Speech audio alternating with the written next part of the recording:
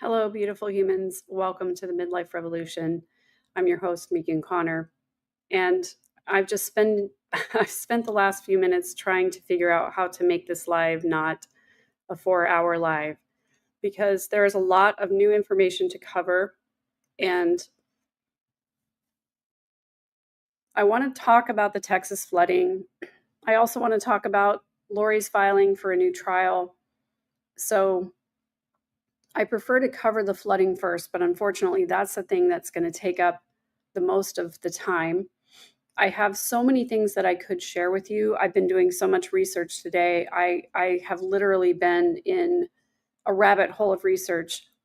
And that's mainly because local officials in Kerr County have asked those of us who are not living in the area not to come in today because there has been more rain and more flooding, and it's just a dangerous situation.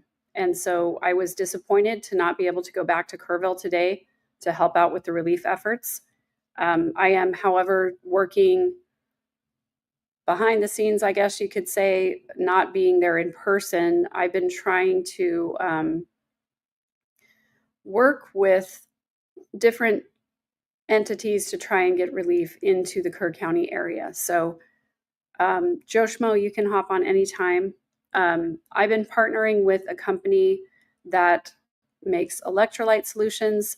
They are called LMNT or Element.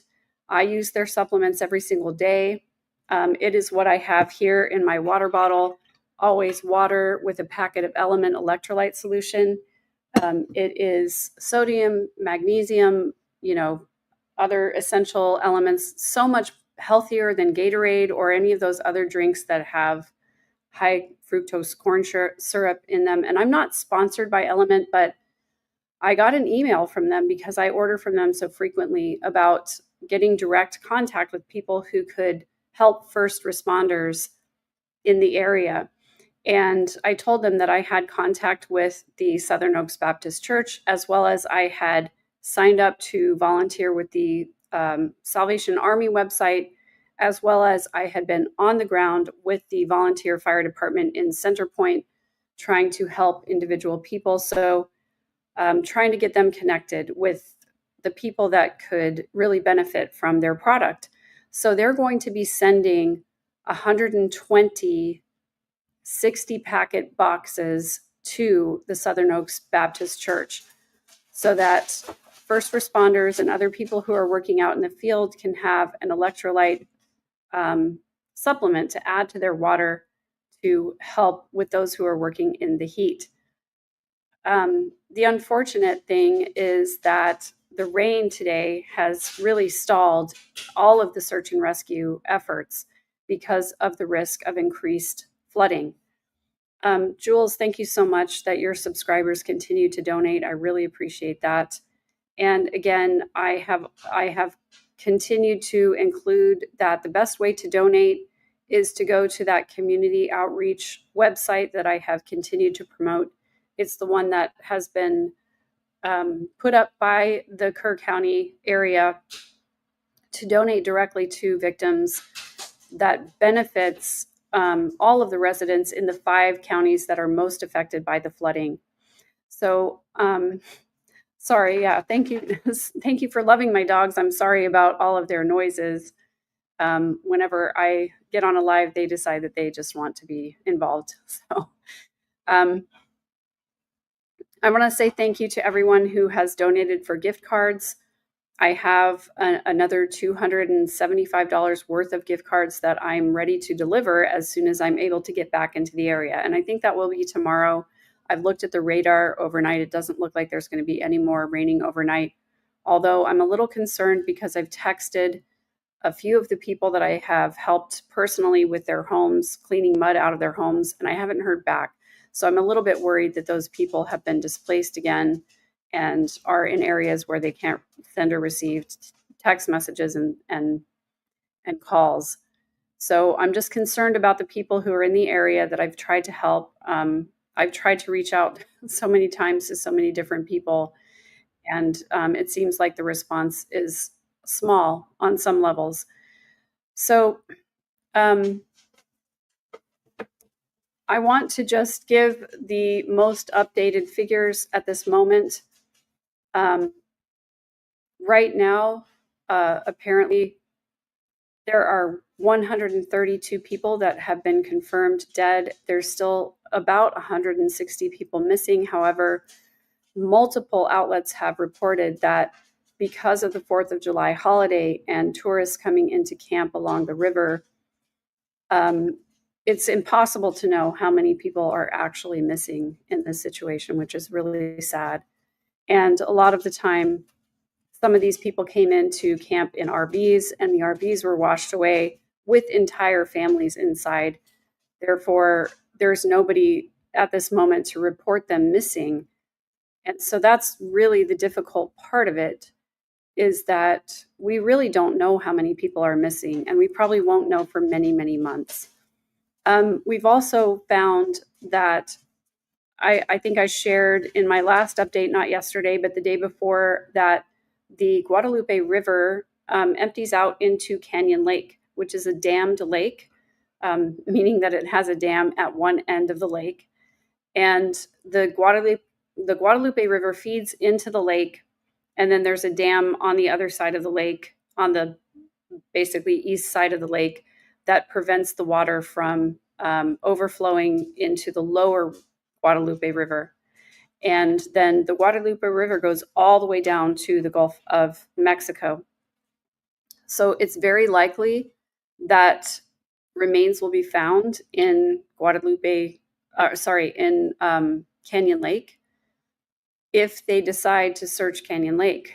But again, that's many, many miles away from the original area. They've expanded the search area now from 36 miles to over 100 miles of river that has been affected by this flood. And so in the first week, first responders were able to cover about 16 miles of the river in searching for survivors. And now that, we were thinking it was going to be another week, they could cover the rest of the 10 miles that was left. But now that's been expanded all the way down to Canyon Lake. And so that means that it's going to be many, many weeks, if not months, before the entirety of the river area has been searched for survivors. And also, there have been many people who have commented that it's likely that many of these remains will never be found because of the force of the water, the speed of the water, and just the fact that many of the remains may be buried underneath the riverbed now at this point. And so it's just a very difficult situation. A lot of devastating stories coming out of this area, and it's been really hard to sort of absorb all of these things, in addition to researching the timeline of asking for aid and the local authorities and local voters trying to decide about a siren system. So I'm going to bring Joe Schmo in now. He's here joining me. I'm really grateful to have you here, Joe. Thanks for being willing to come on tonight and talk with me about this. It's just I'm hiding emotional for behind me all Charlie the time. tonight. It's really hard for me to to not get upset and angry when talking about this situation. I'm disappointed in Texas. I'm disappointed in the local county authorities, but I'm also disappointed in the state of Texas. I'm disappointed in FEMA. It's just, there are just so many different areas that things could have been done differently, and the loss of life could have been mitigated at least. Yeah, my heart is heavy. My heart is heavy. Oh, you're muted. No I can way. see you trying to talk, but you're Am muted. I really? Hold on. Am I muted? Audio. It says my audio is on. Are you there? I think your microphone is on mute. It says it's on. I love your little dog picture, but it's vibrating like it wants to talk, but there's no sound. That's crazy. No way. Maybe I'll jump out and pop back in. Oh, I can't hear you for some reason. Okay, everyone else can hear you, but I can't. I don't know what that's about. How about now? Testing 1, 2, 3. Test. Let me check. I wonder if my Testing 1, 2, 3. Audio settings are the problem. 10, I 9, apologize, guys. 8, 7, 6, 5, 4, 3, 2, 1, 2, 3. I can go back and forth from 10 to 1 and 1 to 10. Megan, can you hear me now? Now I can hear you. Hang on Oh, 1 awesome. second. Okay, there we go. I'm so sorry. I sort of dismantled some of my, this is why you're seeing me from my my laptop camera, not my normal camera, and everything's been unplugged. So thank you. I'm so Right. sorry. It's okay. StreamYard Go is ahead. whack. It really is. But Yeah. I gave my makeup crew the night off, so I'm gonna hide behind Charlie's avatar tonight. That's perfectly fine. I totally understand. But my heart is heavy for the state of Texas, for Yeah. Kerr County and Kerrville. My heart is really, really heavy. And you and I have been asking tough questions from the beginning, and there were people that originally were critical of that decision to ask the tough questions. But I think we're there now. I think we need to have those tough questions answered. Yeah, and I was a little bit hesitant at first. In the first couple of days afterwards, I was like, let's just focus on finding these kids. But when it was apparent that we had gone 48, 72 hours without finding a live survivor, I was like, okay, now it's time. We really need to ask these questions now. Yeah, and I personally know people that responded with their HRD canines to help with the recovery efforts, and that are there right now, boots on the ground. So this is the 14th, so it's been 10 days, 10 and a half days since the flooding happened. And like you said, it's probably going to be weeks to months before if we ever do find, all of the people that were lost in this. And it's going to require the entire community, and it's going to require people to support the people that are there looking, because they can do like a week at a time. They can do like a week and a half at a time. But by the time you're there with your canines for a week and a half, you get wore out. So thank you to all the people that have donated their time so far and that are there right now, boots on the ground, and just keep them in mind, keep them in your prayers. Yeah, and I wanted to go back today, but they were asking people living outside of the Kerrville area to not come into the area today because of more rain and more flooding. And so I texted the people that I had been helping, but I haven't received a response. And I understand, I'm sure that they're busy with other things, but also I just really hope they're safe. And I hope they're not all displaced again, because it just seems so awful to have lived through this, to have your home decimated, and then to just a few days later have to deal with more flooding again, having to deal with the idea of evacuating again or figuring out what to do with more and more flooding, rather than just a continual stair step of rebuilding, having to go back. So it's frustrating, and it's also sad, and it's also I don't know, just my heart is with those people who are having to deal with the constant inundation of more floodwaters in a Right. time when they're really trying to rebuild. And the ground is already saturated. I mean, Right, exactly. yeah, it just runs right off and floods the river right away again. Yeah, so that is the hard part, is that the ground is already saturated, and so any additional rain is going to accumulate faster into rising floodwaters. And the report that I heard this morning is that the floodwaters were like, not floodwaters, but now that the floodwaters have receded, that the river itself is rising once again. So I don't really want to dig all the way deep into everything that we've talked about today, Joe Schmo, because we've come across some pretty difficult, disturbing information. I spent the majority of my afternoon gathering more information, putting together a timeline, and also writing all of my elected officials.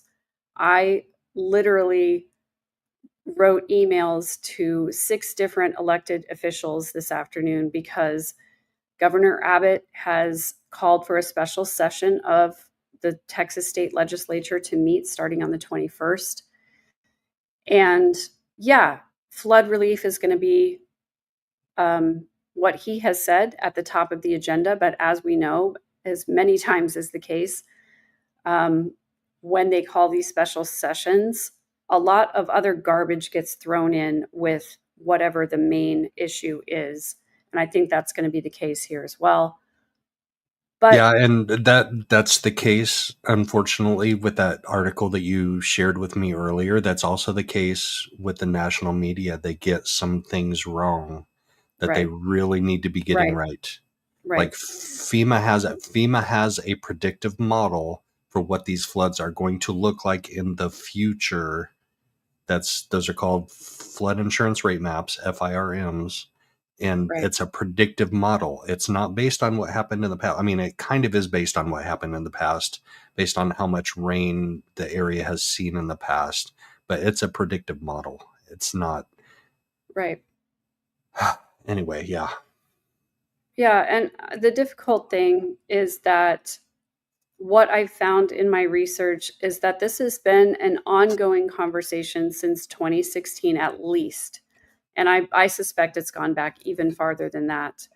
Um, it's not just Kerr County, but it's also, the other 5 counties who were affected. And even President Trump now has even declared, I think, another 6 counties that are declared as disaster areas where people have lost their lives, with the death toll continuing to climb, and many, many people missing, and people not reported missing who probably are missing, and remains probably not ever going to be able to recover. It's just like the worst case scenario I think we've talked about before.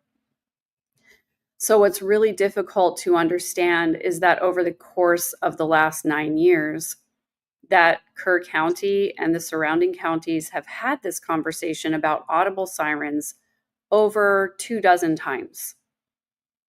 And the hard truth, it turns out, is that they had many, many opportunities to fund an audible siren system, and they failed to do it for one reason or another. And frankly, I think the reasons are pretty thin, especially when you consider the loss of life and the loss of children. Um, and as I said to you the other night, Joe, it's not that the loss of adults is less important, but the fact that there were so many children lost in this situation that people literally prioritized profits and other expenditures and other priorities over keeping kids safe and over funding a system that could have saved lives. That's what's incredibly troubling and sad and just disappointing at this point. It makes me mad. Like it infuriates me, and I have trouble controlling my emotion in this area because, Yeah, yeah, like you said, we don't prioritize adults over children, but the loss of life for children is very disturbing, and the unnecessary loss of the lives of children is way more disturbing. yeah, I exactly. can't. I can't. I gotta take a mental health break every once in a while and just be like, deep breath, Joe. Just take a deep breath. You're not in control. You don't have any control. But you know what? We have a voice. We may not have Right. control, but we have a voice. Yeah. Thank you, Puzzle Pieces, for the super sticker. And yeah, I mean, I think I've shared this before. I'm going to continue to share it because, again, Trace on the Case is mentioning 2 fires at the Grand Canyon, the lodge, several other buildings burnt down at the North Rim due to likely an arson attempt, or successful attempt, I should say. You know, a wise person told me, and I'm going to say it was Brittany Hartley, who I have a great deal of respect for. She told me that she literally spoke directly to me, and she said, Megan, you can only dig into what you can simultaneously hold and have a positive effect on at the same time. Because if you start thinking about all the things and looking at all the things, you're going to get overwhelmed and you're going to be useless to everyone, essentially.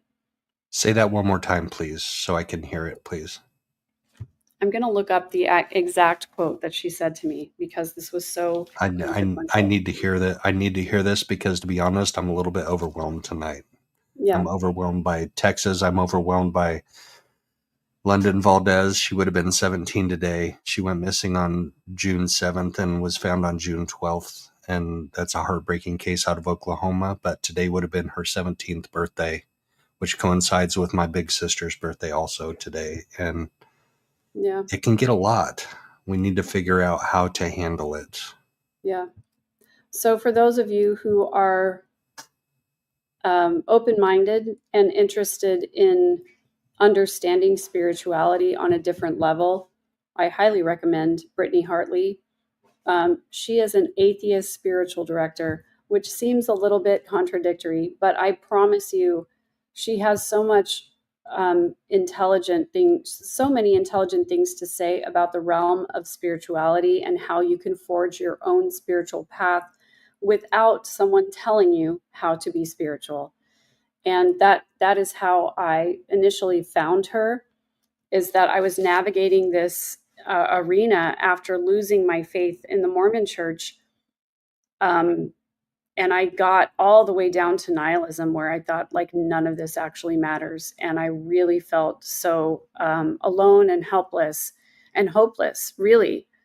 And I found Brittany Hartley just right at the exact time that I needed to hear something like that from someone. What she said was that nihilism, which is basically none of this matters. It's an idea that none of this matters. There's no afterlife. It's a very dark place to be, to think that nothing matters. But she says that at the very least, nihilism makes you immune to the mouth sounds of pre-worm food humans. Which basically means that, like, all of us are going to be worm food at some point. And so what other humans have to say about what's important to you is less important when you get to that space where you think nothing matters. And the only thing that matters is what you can do in this moment at this time for these people that are closest around you. But the question that I asked her, we were at a Thrive event, which is a post-Mormon, like, thrive beyond religion. How can you thrive beyond religion when your whole life has been that? And she gave this excellent talk, and then she took questions afterwards, and I stood up and I said, as a fellow traveler in this space, when you've been all the way through nihilism, you've been all the way at the bottom of what even matters anymore. How do you navigate the world when the problems of the world feel so big and your tiny corner of influence feels so small? How do you deal with that? And she said, Megan, you have to limit the amount of suffering that you consume to what you can hold and simultaneously do something about. Wow. So powerful. So powerful. And I needed to hear that tonight. Thank you for that. I needed to hear that. I really did. So Texas is my home state. It goes back generations in my family. My family's from Texas, generations back on my dad's side. On my mom's side is the Mormon side. My dad's side is the Texas side. So tell me how that makes sense, first of all. But, this is my neighborhood. This is where I've lived. My parents lived in the Kerrville area. They lived in Center Point. That was their dream ranch there in Center Point. They lived there for a long time. And so I feel drawn to help that community as much as I possibly can. So I'm drawn to this issue, and it's incredibly disappointing to learn that the officials in Kerr County could have, on multiple occasions, either taken action that would have allowed them to receive a grant from FEMA for an audible siren, or they could have accepted federal funds that would have allowed them to pay for a siren system, and they failed to do so in those cases. In the first case, it was because they did not have a satisfactory hazard mitigation plan. That was in 2016. They applied for a FEMA grant.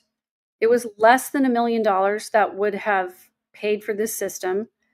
They applied for a FEMA grant for just over $700,000 that would have included 10 high water detection systems, 20 gauges, and possibly outdoor sirens.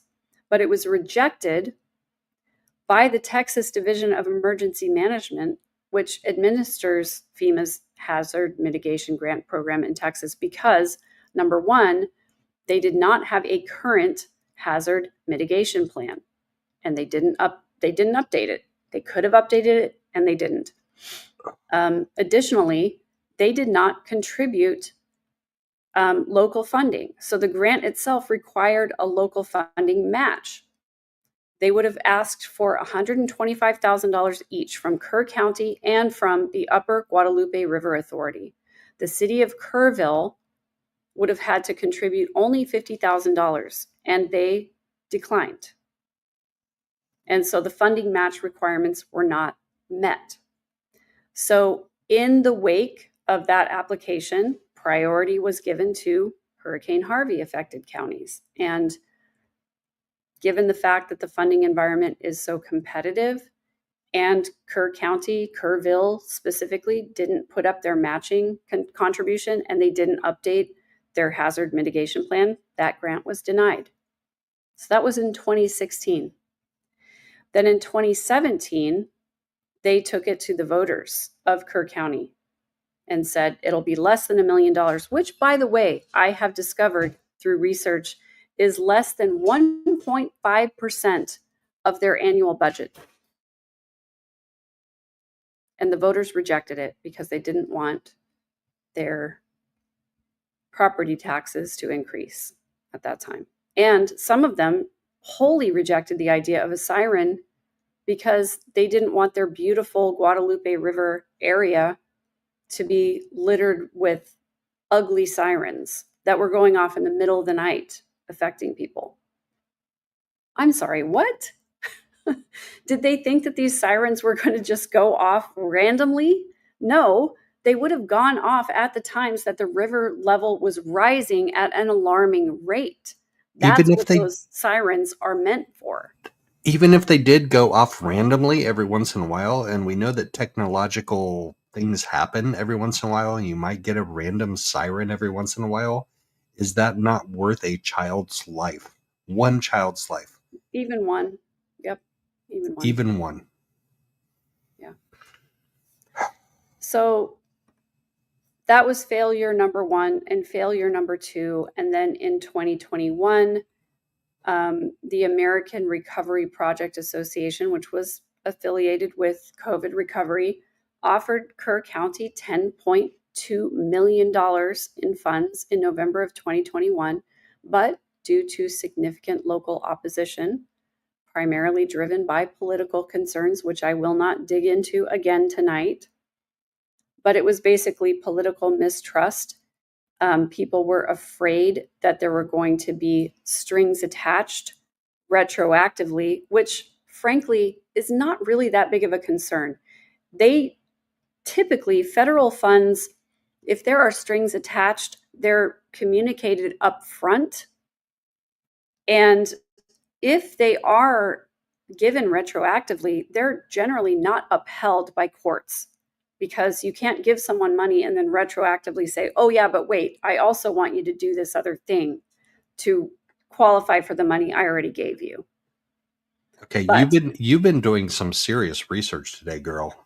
Like, listen, I've got articles up here from the Texas Tribune, from the New York Times, from the Associated Press, from NPR. I could show all of these things, but I don't have time right now to do that. right. I Tell want me to one I more want to time dig about into this it. one though. Tell me one more time. Tell us one more time about this one in 2021 and the Okay, federal so in funds. 2021, the federal funds that were coming out of COVID, right? The American Recovery and Protection Act funds were offered to Kerr County. They offered $10.2 million in funds in November of 2021. But a survey of 180 residents in Kerr County showed that 42% favored rejecting the funds outright. There were a couple of different residents who were quoted with particularly inflammatory comments. Basically, one of them, I don't think this reflects the opinion of everyone who was surveyed, but the quote that is the most inflammatory says, it's by a resident who was a 30-year-old Air Force veteran who called the Biden administration, quote, the most criminal, treasonous, communist government ever to hold the White House, and warned the city council that accepting these funds could, quote, federalize the county and impose future mandates. Now, that's not a legitimate concern, in my opinion, because Federalize the county? What does that even mean? That's it, not even a I, thing. I think the concern was that the federal government giving this money to the county, that the federal government could decide how they could use those funds and then monitor how they use those funds and then ask for a lot of reporting about how they use those funds, which, by the way, is kind of a thing. When you accept federal funds, you have to say how you use them and they have to fall within certain guidelines. That's not necessarily a bad thing. That's called oversight. But some We get yeah. Well, people worried. we can't get political tonight. Right, I'm right. not going to get political on No, your channel, but we live in a democratic, socialistic society. We have federal funds that pay for education, that pay for fire departments, that pay for law enforcement, that pay for police departments, that pay for local governments. So all right, I'm done. Okay. yeah. I'm So, yeah, I I'm mean, done. we accept federal funds all the time to pay for the things that we need as states. There are things that the state pays for, and then there are things that the federal government helps pay for. And when the federal government gives us those funds as a state, we do have to say what we've used it for. We do have to report on those things. I think that there was a general mistrust of the Biden administration, frankly, and that people were afraid that they would come in afterwards surreptitiously to undermine local control or impose some kind of financial penalty, which it's not really tied to anything documented. It's just a general mistrust. And so, of the people surveyed, 42% of them favored rejecting the money. And so, initially, the county delayed accepting that money. However, in the end, they did end up accepting $7 million of that 10.2 original award. And I've already reported on this, but for those who haven't heard, or maybe you need a second hearing to understand it, which I totally get because I've been reading this stuff for the last 5 days. So the county did accept $7 million and they spent it on a public safety radio communication system for the sheriff department and for county fire services so that they could all talk to each other, which is a good thing, I think. And then they spent $1 million on sheriff's department stipends and raises. And then they spent another $600,000 for additional county positions, which I think is great. I think all of that is great and necessary. However, there were $3 million remaining that they could have used to pay for a siren alert system. I don't And understand why they left that money on the table. they estimated it was under a million to It do was that, under right? a It was like million. seven. It was about Yeah. $975,000 that they were asking for originally. When they applied for the FEMA grant, they said it was going to cost $975,000. They applied for a $730,000 FEMA grant, but they didn't meet the requirements for that. So that's why it was rejected. But they could have accepted another $1 million from these ARPA funds that would have completely paid for that siren system. Instead, they left $3 million on a table. They spent $7 million on radio communications, which I think were necessary, and department stipends and raises, and additional county positions, and an unspecified amount for a new walking path, which I believe is part of the sidewalk I was walking on 3 days ago when I was in Kerrville helping with flood cleanup, where the path was literally blocked by mounds of debris left by this devastating flood. And it just seems it's just a travesty to me. Like, they had $3 million sitting there on the table that they could have accepted, and they didn't. They could have paid for a siren system. But they gave people stipends and raises. Which I think is great. They probably needed it. I don't think first responders make enough money. I don't think the sheriff's department makes enough money, but they left money on the table that they didn't take. In addition to what they spent, they could have asked for another $1 million, and they didn't. Right. My point about the stipends and raises is that they went there first before they went to the warning system. Yes, true. But it's not like there was a lack of funding. Right. They could have done, exactly, they could have done both. Here's another quote. And again, this is one person. It doesn't necessarily reflect the views of everybody involved, but this is what's frustrating. Here's one quote about this. Quote, "The thought of our beautiful Kerr County having these damn sirens going off in the middle of the night, I'm going to have to start drinking again to put up with y'all." You know what? I'll one-up you on that. I'm going to have to start drinking again to one-up you all for telling me that. So this is an article from NPR. Oh my gosh. That I will put in the show notes afterwards, but it says others argued that the existing, quote, river calling system, which was an informal phone chain among camps, was sufficient, meaning all these camps up and down the north and south forks of the Guadalupe River saying like, hey, we've got water coming in our cabins. Y'all should get to higher ground. That's not going to happen in the midst of an emergency where you're literally trying to save lives. You're not going to call.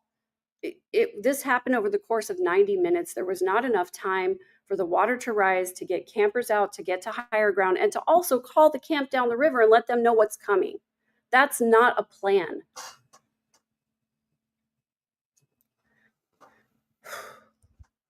Sorry.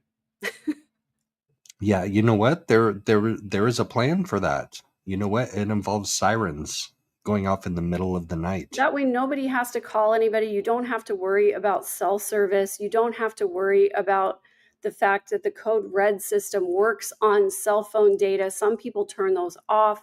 It doesn't matter. Like, at the end of the day, all of the problems that were encountered in this particular situation with the trifecta of things that happened all at once would have been mitigated by an audible siren going off and telling people to get to higher ground.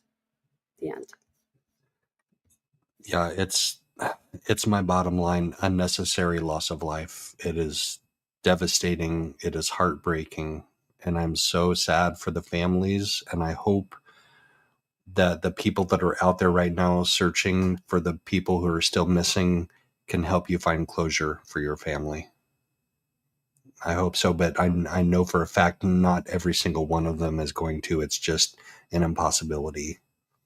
So prayers for them. Like, that's got to be devastating. I mean, I know even in a river that's not quote unquote flooded, it's almost impossible to recover remains that that go up against a bridge, for instance, because there's so much debris that's at the bottom of that bridge that they can't send divers down there. All they can do is they can send out HRD canines on boats, and the HRD canines are like, okay, there's something here, but we can't do anything about it. Yeah. So heartbreaking. I reported the other night that, there's one guy out there using sonar that relies on some AI data to analyze these debris piles that are underwater and tell them where to search. And it was hitting 6 feet underneath, but the divers were only able to go down 3 feet because of the strong underwater currents that were happening. So they had to call off the search for that particular pile. And now they're not even able to go in at all today because there's more rain and more flooding. So it's a heartbreaking situation. And we haven't even mentioned, which at some point we're going to have to cover, the fact that Camp Mystic asked for several cabins to be coded as not in the 100-year floodplain. It's not that those cabins were removed from the building plan in 2019. It's that the camp itself, Camp Mystic, asked for those cabins to not be classified as being in the floodplain. They asked FEMA to change their analysis of the floodplain. And that's something we're going to have to get into because it's pretty complicated and I want people to understand it. But the fact is that Camp Mystic literally built buildings in the floodplain and then asked for an exception to be granted by FEMA so that they wouldn't be considered to be in the floodplain. So their insurance rates would be lower, so the buildings would be approved. And that's how people die. That's literally how people die. That's literally how people died. That's literally how people died. And that's crazy because 2019 is 6 years ago, right? That's not 60 years ago. They didn't grandfather these cabins in. They built them 6 years ago, 6.5 years ago. They knowingly built them in a floodplain. And they knowingly requested that FEMA change their report so that it wouldn't be in the floodplain. So I need to see that. I need to see that because I know about LOMAs and LOMARs. So LOMA is a letter of map amendment and a LOMAR is a letter of map revision where they take the floodplains and the flood maps and they get a surveyor. They're supposed to have a surveyor go out and survey the ground near this flood area and say, okay, the map is wrong. This building is not in a floodplain. Right. And we know for a fact the buildings were in the floodplain. So how did they get the LOMA? How did they get the LOMAR? How did I have and questions. The other thing I'm going to contend is that there are insurance agencies that knew. They predicted that this stuff was going to happen because they canceled people's flood insurance just months before this flood happened. I reported on this a couple of days ago. One of the families that I helped the other day, the family in the yellow and green house, you guys saw pictures of that house. It was, 6 feet away from where it was supposed to be on the foundation. And the owner of that house said they got a letter 2 months ago that said their flood insurance was canceled. The company that they were using was no longer doing flood insurance. You can't tell me that they didn't do a predictive model and find out that this is a terrible situation. It's going to happen at some point. We don't want to cover it. So they just send the people a letter and say, we're not doing flood insurance anymore. The same thing happened to my daughter who lives in California. She got a letter from her homeowner's insurance company that said, we're not covering homeowners insurance in California anymore. So what are they supposed to do? They have to go out to another company and try to find insurance. And how many of these elderly people who've lived in these homes their entire lives are going to make all of the phone calls that are necessary, the multiple steps you have to go through to find yet another company that's going to cover you for flood insurance at 10 times the rate that you were paying before? That's what's happened to most of these people. Most of these people don't have flood insurance. Most of these people are not covered by any kind of flood insurance because their insurance companies dropped them either months or years ago, and they couldn't get additional coverage. Right. That happened especially in like around 2010 to 2012. So FEMA updated their flood maps in 2010 to 2012, even extending on into the 2015, 2016, depending on your particular area. but the flood insurance program is based on those flood maps. So that is a Right. federal government thing. That's not like Right. these insurance companies don't go out and do their own flood studies. They rely on Right. the government maps. They rely on firms, flood insurance rate maps. And we looked into those cabins being built in the 100-year floodplain. Why, how, when, where, who, what? I have questions. Yeah, and it's something where you and I are going to need to put our heads together and cover it because it's complicated. But I want to make sure it gets covered because it's so important for people to know.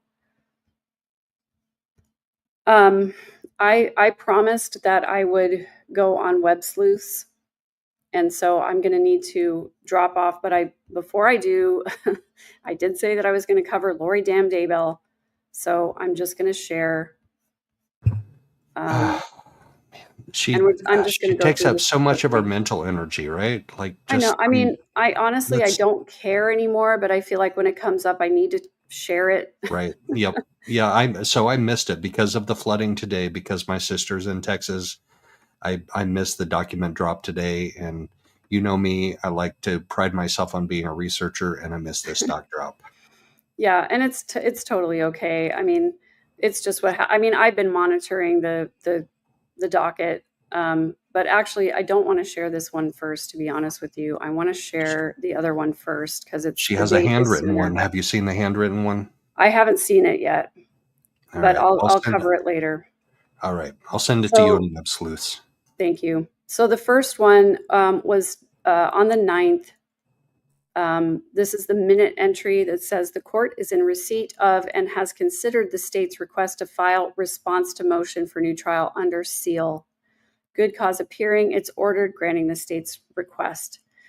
So basically, Lori filed a request for a new motion, and the state has said that it wants to respond, but it wants to respond under seal. And I'm guessing that that's likely because they're going to expose information about Lori's personal health data, which she doesn't really have a right to HIPAA technically, but I think the state is exercising an abundance of caution in this situation. That's my opinion. On the 11th, then, the minute entry says the court has received and reviewed the state's motion for defendants' correctional health services records filed June 24th, 2025, as well as the defendant's objection to the state's motion for the defendant's correctional health services records filed July 10th. The defendant put her medical condition at issue by claiming she was too sick to proceed with trial, contrary to the court's findings that there was no objective medical evidence to support the defendant's claim that she was medically unable to proceed to trial. If you recall, she said, "I have a fever, probably." The defendant also interjected a specific diagnosis into some of her pleadings for which there was no evidence other than the defendant's statements. By peppering various pleadings with her alleged illness and medical diagnosis, as well as other references to her illness, she also disclosed otherwise protected information to third parties and the public, thereby partially waiving patient medical professional privileges. Over the defendant's objection, it is ordered granting the state's motion and directing correctional health services to disclose to the state copies of the defendant's medical records for all services, assessments, testing, and treatment provided to the defendant, limited to the time period of May 30th, 2025 through no later than June 13th, 2025, which basically means, Lori referred to all of her quote unquote medical diagnoses all the time in all of her pleadings, and therefore now the state can disclose all of those things because she was the one who exposed it. So, she basically is waiving her HIPAA rights. Yeah, if I had a picture of her throwing her head down on her desk right now and laying there face down on her desk because she's so sick, I would put that up. Yeah, I don't have it readily available because frankly, I don't care enough to Yep. clip that out and share it with everybody. So I'm going to head over to Web Sleuths. Thank you, Joe Schmo, for being here. We are going to dive deeper onto all of these flood-related issues that we've been talking about tonight. We're going to continue to update you. I'm super sad that I can't be in Kerrville right now because of the extra rain, but I will get back there as soon as I can. And I do have some gift cards to deliver that you channel members have so generously donated money to. So thank you so much for being here. Thank you for caring about Texas. Thank you for caring about the victims in this case. And please take care of yourself and please hug the people you love tonight. Thanks, Joe Schmo. Thank you.